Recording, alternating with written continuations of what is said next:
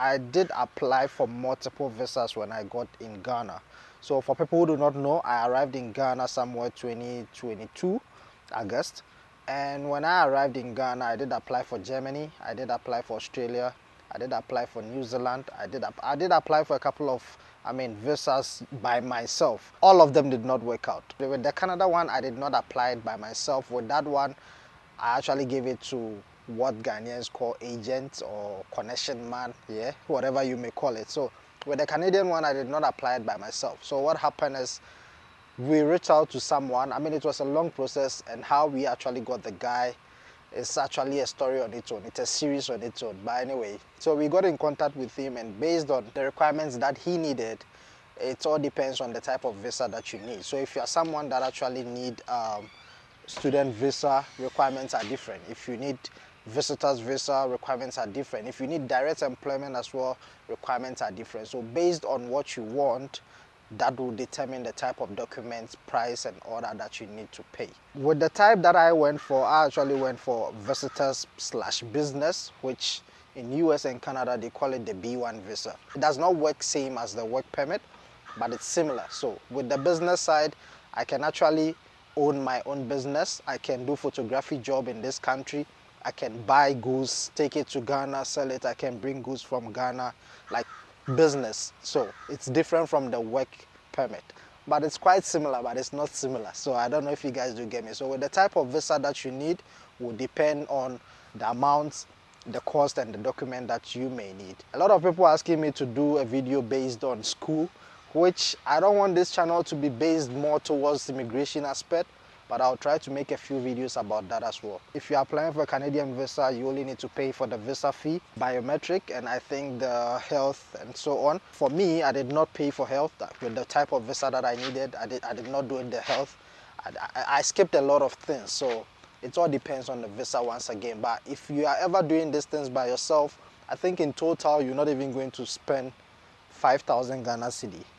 But if you are giving it to someone like an agent or connection man, as you guys say, obviously you're going to pay more, simply because the person will be attaching documents that you do not have. So basically that is what you're paying for, the documentation.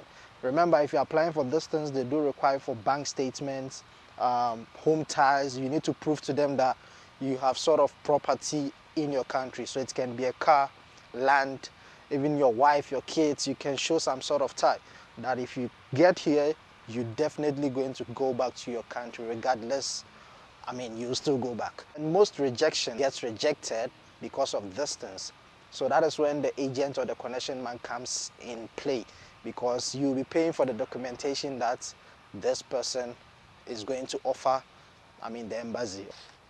So like I was saying, based on the type of documentation that you need to travel with, that will determine the cost and everything. I know I keep repeating that, but that is the fact. So when people ask, how much do you pay for this visa, how much do you pay for that visa, basically the visa itself is very much cheaper.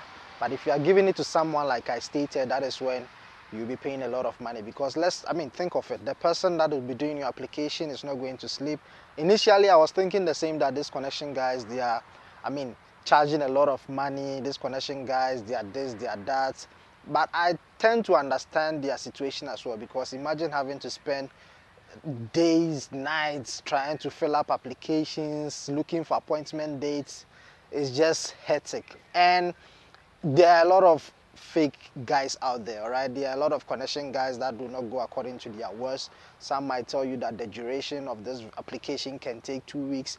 If someone tells you that, that's basically a lie. That's a fat lie. So with the Canadian application, they differ.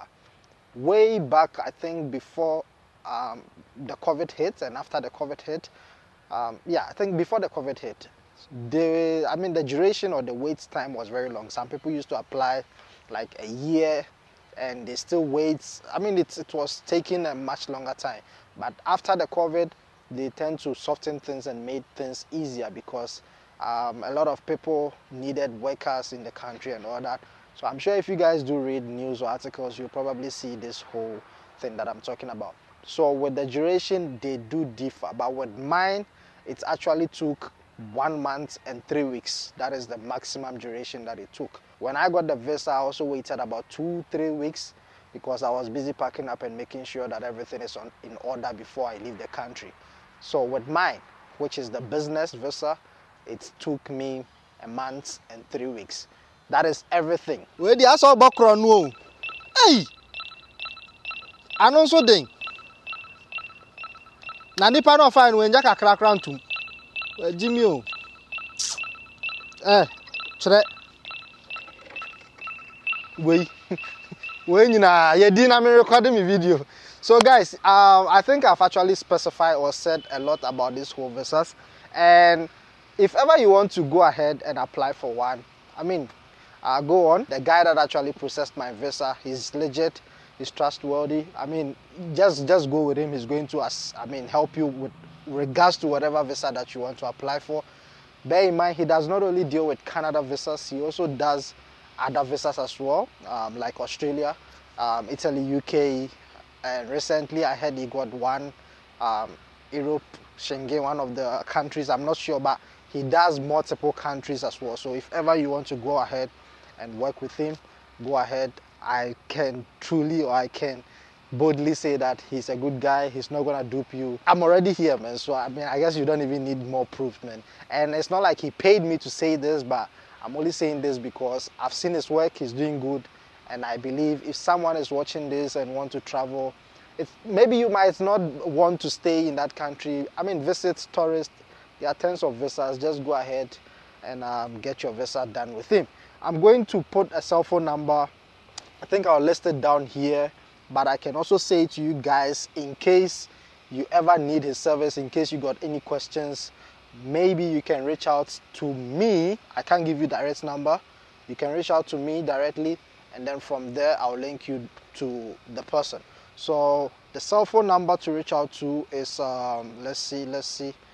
I'm going to give an MTN number for Ghana, so you can send me a WhatsApp on this number if ever you got any questions based on this whole visa application stuff. So the cell phone number is 053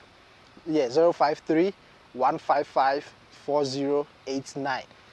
Let me repeat again, 053 155 4089. If you're outside the country, then you have to obviously put 00233 53 155 4089. Send me a WhatsApp anytime, any day, with regards to whatever that you got concerns about. Even if you want to go ahead and process your visa, reach out to this number and I'll give you all the necessary information that you need. Once again, I'm not being paid to promote him. I'm just saying this because he did mine, it worked, I trust him, and why not? You should also trust him. Anyway guys, thanks for coming. If you have any questions, drop it in the comment section. I'm more than willing to answer everything, and I guess I'll see you guys in the next video. They said I need to pay for that. I don't have money, man. Next time.